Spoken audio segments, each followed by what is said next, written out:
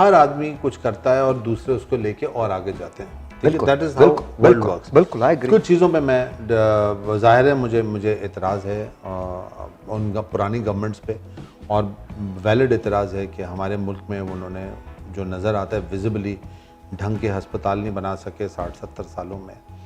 एक ढंग के 2-4 इंस्टीट्यूशन ही बना देते, स्कूल कॉलेज टाइप के, जहाँ पे लोगों को तालीम ठीक मिलती। मतलब इतना बड़ा मुल्क है 20-22 करोड़ का, और जब उन्होंने हुकूमतें मिलनी शुरू हुई तो 15 करोड़ तो उस वक्त भी रहे होंगे। मतलब कम से कम 1-2-4 ढंग के इंस्टीट्यूशन। मुझे बताऊं शायद मैं तो क्योंकि I am from medical fraternity, जब मेरा एडमिशन हुआ कॉलेज में और जना अस्पताल के साथ। यार क्या बात करें, अब मुझे एक बात बताना, ये तो चले मैंने मान लिया सर, केपीके पे तो गवर्नमेंट रही ना तरीके के साथ। हाँ ठीक है, मैं उसी पर आ रहा हूँ। उसको भी छोड़ दें, अभी छोड़ दें, अभी 20 महीने हो गए। मैं तो खैर चूंकि स्टूडेंट हूँ हिस्ट्री का, मैं आपको बता देता हूँ, एक तरीकाकार होता है अमेरिका के अंदर कि जब आप प्रेसिडेंट बनते हैं तो उसके बाद आपको ये करना होता है कि आपको पिछली जितनी गवर्नमेंट जो है उनको ब्लेम करना खत्म करना होता है। बिकॉज अगर आप ब्लेम करेंगे तो आपको दोबारा कभी चांस नहीं मिलेगा। 17 पेन होते हैं जिसकी मदद से वो साइन करते हैं, जो उनका ऑर्डर होता है, प्रेसिडेंशियल ऑर्डर होता है, वो साइन होता है। मुझे याद है ओबामा ने जब उसको साइन किया तो उसने कैटेगोरिकली अपनी प्रेस कॉन्फ्रेंस के अंदर ये कहा था कि आज के बाद हम कोई पुरानी गवर्नमेंट की बात नहीं करेंगे। Now this is our government and your problems is our problems. बिल्कुल ऐसे, दैट्स इट, इसलिए वोट दिया ना। इसलिए वोट दिया। अभी आपको एक और बात बताऊं, हमारे यहाँ ना ये जो सोशल कर्टेसी होती है ना, जो ह्यूमन कर्टेसी होती है, वो नहीं है। आप जाके इसको रिसर्च कीजिएगा, आपको गूगल पे मिल जाएगा। एक खत है जो जॉर्ज बुश सीनियर ने बिल क्लिंटन को लिखा था। आपको मैं बताता हूँ उस खत का मतन क्या था। जब इनकी एक रिवायत है कि जब भी कोई व्हाइट हाउस से निकलता है तो वो आने वाले के लिए एक खत छोड़ के जाता है। तो जब बिल क्लिंटन ने जॉर्ज बुश सीनियर को हराया तो उसने एक खत लिखा, वो हर प्रेसिडेंट लिखता है और वो दूसरे प्रेसिडेंट को हैंड ओवर करता है, एक्स प्रेसिडेंट हैंड ओवर करता है। तो उसने वो बिल क्लिंटन को हैंड ओवर किया। बिल क्लिंटन ने पहली रात को वो खत पढ़ा और उस खत में क्या लिखा था, वो ये कुछ इस तरह से बात थी। मफहूम उसका ये था कि आज के बाद से तुम हमारे लीडर हो, तुम हमारे प्रेसिडेंट हो। व्हाइट हाउस की रातें कभी कभी बहुत लंबी हो जाती हैं और अकेली भी, बेतहाशा प्रॉब्लम्स होंगी, लेकिन मैं तुम्हारे लिए दुआ करता रहूंगा, क्योंकि अगर तुम कामयाब हुए तो हम कामयाब।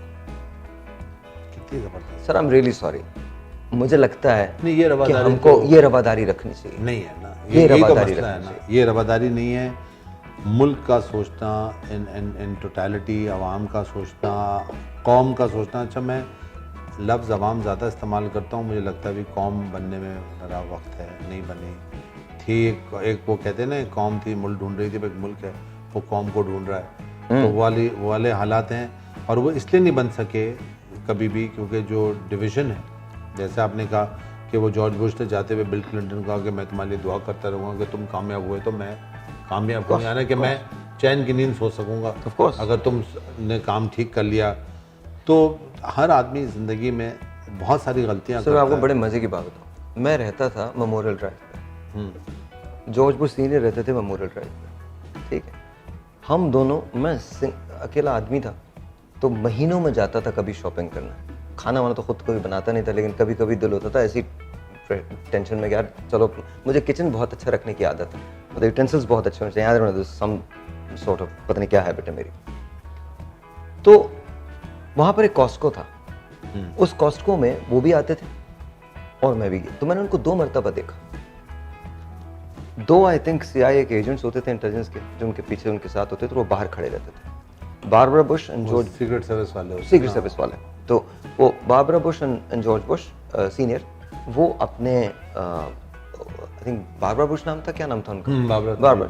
तो वो शॉपिंग करते थे, वो कार्ट को धकेलते रहते थे और जो उनके साथ आता था उससे मुस्कुरा के मिलते थे, हैंडशेक करते थे और लाइन में लग के अपने आप को अपना नंबर आने पे, लिटरली मैंने उनको लाइन में लगे हुए देखा है। बिल्कुल सही है। हमने कहां पर, देखिए जी, तहरीक इंसाफ को आपने वोट क्यों दिया था? वो इसी सोशल स्टेटस के खिलाफ थे ना। आज क्या हुआ? आज उनसे बड़ा वीआईपी की मूवमेंट कोई नहीं है। आज उनसे बड़ी वीआईपी की मूवमेंट कोई नहीं है। आप बार बार दिखाते थे और हमें शर्म भी नहीं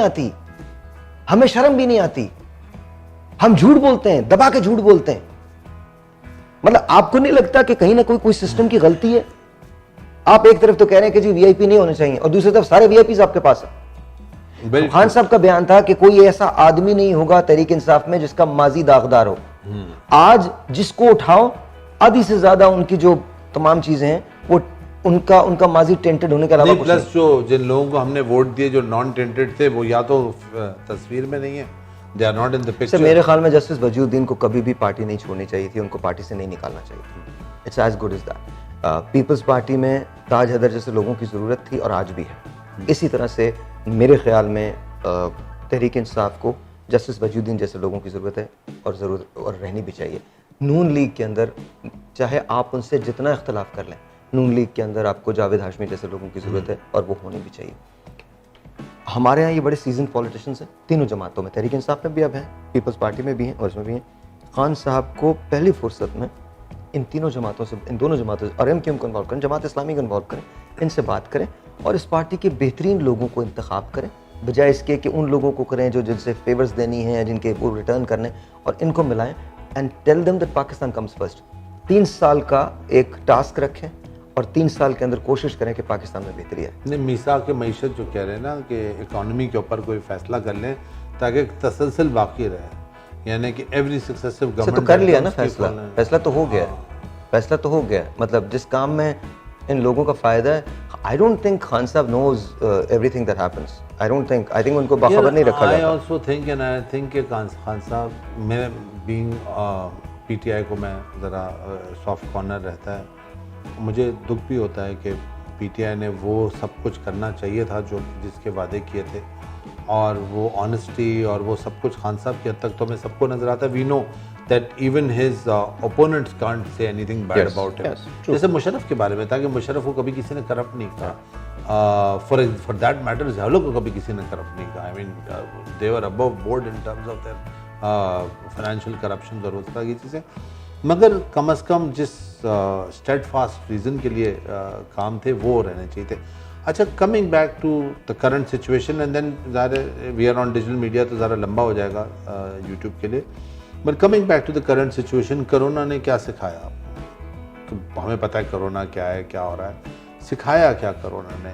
दुख होता है खाली रास्ते देख के जुड़े हुए, बहुत ज़्यादा, बड़ा दुख होता है, बहुत ज़्यादा। कोरोना ने मुझे 2 चीज़ें सिखाई हैं। पहली चीज़ तो ये कि आपकी ज़िंदगी जो है वो एक इंस्टेंट में बदल जाती है, यूँ बदल जाती है, एक अंधे की ताकत। हाँ, और दूसरी चीज़ ये सिखाई है कि हम कभी नहीं बदलेंगे, हम कभी नहीं बदलेंगे। I am really sorry. आज भी कोरोना चंद लोगों के लिए एक अपॉर्चुनिटी है। क्या गरीब तक राशन पहुंच गया? नहीं पहुंचा। क्या गरीब को पैसे मिल गए? नहीं मिले। कल जब वो सुबह सो के उठेगा उसे ये याद नहीं होगा कि कोरोना एग्जिस्ट करता, उसको ये पता होगा कि आज मेरे पास पैसे नहीं। मैं आपको एक और बात बताऊं, बड़े मज़े की। जब एक्सीडेंट होता है ना तो आप देखते हैं ना कि गाड़ी में जोल्ट्स आता है, ठीक। फिर जब एक्सीडेंट बिल्कुल ख़त्म होता है और आप उसको वर्कशॉप में लेके जाते हैं तो फिर आपको निगल्स का पता चलता है कि कहाँ क्या ज़ख्म है। अभी तो आपको पता चलेगा जब ये कोरोना गुजर जाएगा कि आपके वो जख्म, वो दर्द, वो दुख, वो है कहाँ, वो रिपेयरेबल भी है या नहीं है। और कई चीज़ें ऐसी होंगी जिसे आप रिपेयर नहीं कर सकेंगे, कई चीज़ें ऐसी हैं जिसको आप रिपेयर नहीं कर सकते। साहिर, मुझे लगता है आपकी बात बिल्कुल दुरुस्त है कि हम नहीं बदले तो सोसाइटी एज अ होल, हमसे मुराद हम अवाम नहीं।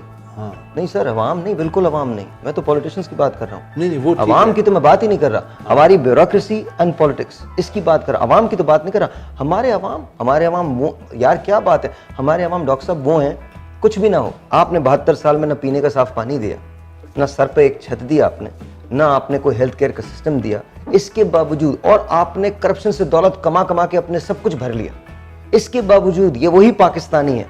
जरा वक्त आ जाए पाकिस्तान पे, इसकी सबसे कम हैसियत जो होगी वो ये होगी कि ये दुआ मांगेगा, और जो सबसे ज्यादा हैसियत होगी वो ये अपनी जान भी उठा के इस मुल्क को कुर्बान कर दे चुके हैं। और हम सब करेंगे ना, और हम सब करेंगे, निकलेंगे बाहर। भाई हमारी जो दुआ होती है कि क्वेश्चन, आपका कोई बैकअप प्लान है? आपके स्विस अकाउंट के अंदर पैसे पड़े हुए हैं कि आपके बच्चे बाहर पढ़ते हैं? नहीं, जिनके हैं तो वो तो जान देते नहीं। डॉक में आप मुझे बताइए ना, छोड़ दें सर, अगर वो जान दे देते ना तो फिर उनकी शहादत को हम लोग भूलते नहीं है ना, वो हमें भूलने देते हैं। कोई भी यहां मर जाए, कोई पॉलिटिशियन मर जाए, एक्सीडेंटल डेथ मर जाए, वो कोई पॉलिटिशियन मर जाए, आपके ख्याल में क्या होगा? 300 साल तक बताएंगे। एक आम आदमी रोज मरता है, डेली मरता है, डेली मरता है सर, डेली मरता है। उसकी इज्जत मरती है, इज्जत नफ्स मरती है, वो कॉम्प्रोमाइज करता है हर चीज पर। What are we talking about? हम बैठ के, डॉक मुझे आखिरी बात करने दें, हम बैठ के यहाँ जो मर्जी जितना शुगर कोटेड कर लें कि जी ऐसा है वैसा ऐसा है। हमारे मुल्क को रूल चंद लोग करते हैं, चंद पार्टीज करती हैं, चंद खानदान करते हैं, इसके अलावा नहीं। और जो उनके साथ के 15,000 देखिए, और उसके जो साथ आसपास के जानने वाले होते हैं वो करते हैं। हमें नहीं पता कि क्या है, हम सब बेवकूफ हैं। हमारा क्या IQ 0 है, हमें मालूम नहीं है कि ये सब कुछ क्या है, किस तरह से हो रहा है।